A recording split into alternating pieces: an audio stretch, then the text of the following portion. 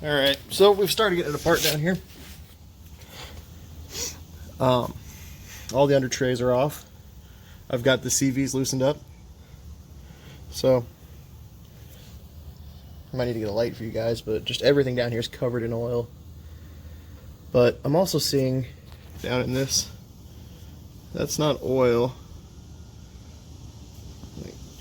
Finger there. Yeah, that's not oil, that's coolant. So I need to figure out where this thing's leaking coolant from too. But not gonna be too bad. So what we're gonna want to do is we're gonna take the CVs out. We're gonna have to disconnect the sway bar. We're gonna have to hang the power steering rack, and then this whole cradle is just gonna come down. Another thing I noticed is if you look right back there, one of the cradle bolts, one of the small ones for the control arm over there, is actually missing. So someone has been inside of this thing before, and I believe it only has 150,000 miles on an 03. So I'm kind of surprised. Well, I guess it didn't necessarily mean that they did an oil pan before too, so not that surprising. But we're gonna keep tearing into it and see what else we find wrong with it. I guarantee we're gonna find more. Alright, so I've got lower ball joint separated. I've got the axle out of this side. The sway bar is disconnected from the cradle here. And the power steering rack is unbolted from the cradle as well. So this side's getting pretty close to being ready. The other side,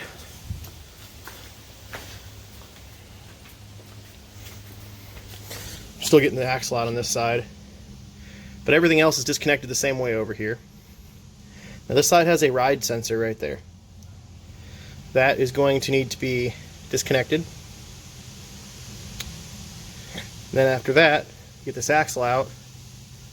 We're going to need to hang the power steering rack, which I'm going to put my engine bar from here to here across the front of it, and we're going to hang it through here. So it's going to support the engine up, because when we go to drop the cradle, we have to undo the engine mounts on it. But once I get that in place, I'm going to drop straps down, and we're going to hang from some ratchet straps the power steering rack. So once we get that done, we get the cradle set all the way down with the lower control arms, and we're going to slide it out from under the car. Once that's out, we're getting pretty close to having the oil pan out of this thing. The power steering pump's going to have to get unbolted and pushed to the side, but it can stay under the car. You don't have to undo the lines. The drive shaft needs to come out. Then we need to unbolt the diff from this side and the extension housing from that side of the oil pan, because the differential does go through the oil pan on this car. But we're getting pretty close.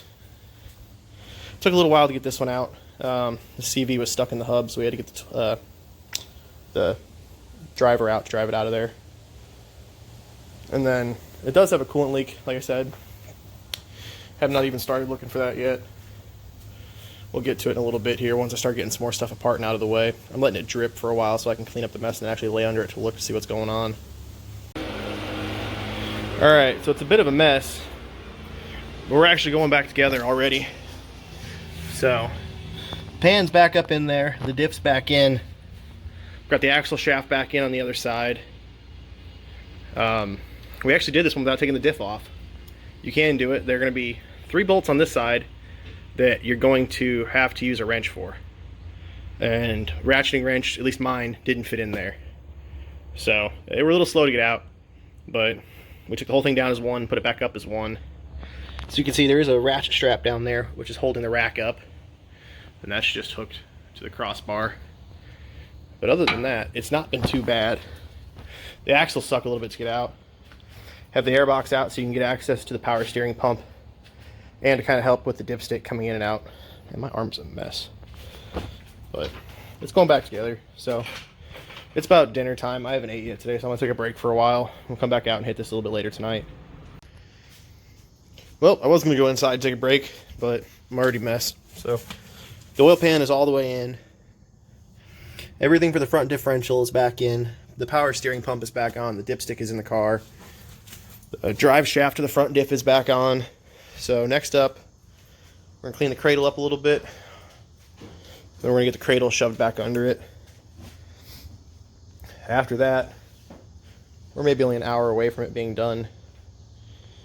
So, I mean, it sucks. They're definitely not fun to do at home like this, but they can be done. And that was kind of the point of me doing it here versus taking it to the shop and doing it on a lift, is, you know, showing what can be done with it. I mean, a basic set of hand tools. These are, I had to go run out and buy this one today because I don't know what happened to my old one. But it was $70. A floor jack, some jack stands. You know, you're not going to need anything really crazy to do these. Probably the worst thing is the axle nuts are 12 points. So you're going to need a 12.36 millimeter, which you might not have in your box. Some inverted torque sockets and everything else is just 10, 13, 16, 17, 19. I think it's most of it. So they're not too bad. But now I'm definitely going to go take a break. I haven't ate yet today, and it's like 7 o'clock, so I'm going to go make some dinner. We'll hop back out here later tonight. We'll get the Cradle in, and I haven't picked up the oil or filter for it yet either. I need to go do that. Well, the garage is a mess, but other than putting the under trays back on and the wheels back on it, it's done. I just finished filling it with oil. I'm going to start it here in a second. I sprayed some brake clean on the front of the motor, so I want that to evaporate before I try to start it. But all the front suspension's back in it. Everything's connected back up. Everything under the motor is done. We cleaned the cradle. We cleaned the oil pan, the accessory drive. And it should be good to go. They're not picking it up till noon tomorrow, and it's probably like 10:30 at night right now, so I'm just gonna let it start tonight. I'll put the wheels back on, the under tray on in the morning, and then go take it and get a car wash with an underbody wash, and then give it back to the customer in the morning. But it quotes at 8.1 hours. I had some fighting I had to do with the axle shafts, which ended up leading me just pulling the oil pan with the diff in it. And even with all that on the garage floor with no lift, I only have about 9 hours in it, so I'm less than an hour off of book time to get it done. I have done one of these before, actually an all-wheel drive 3 Series just like this one, but it's really not bad to do. I know jobs like this can be pretty intimidating to people when they try to do them at home. And like I said, basic tools. You will need a second set of hand in a couple spots, mainly with getting the cradle back in the car and the oil pan dropped down because you have to kind of slide it around a little bit to get it out of there. But other than that, this is pretty much the end of this one. I'm going to throw the video together. Sorry I didn't get more actual video of me wrenching today, but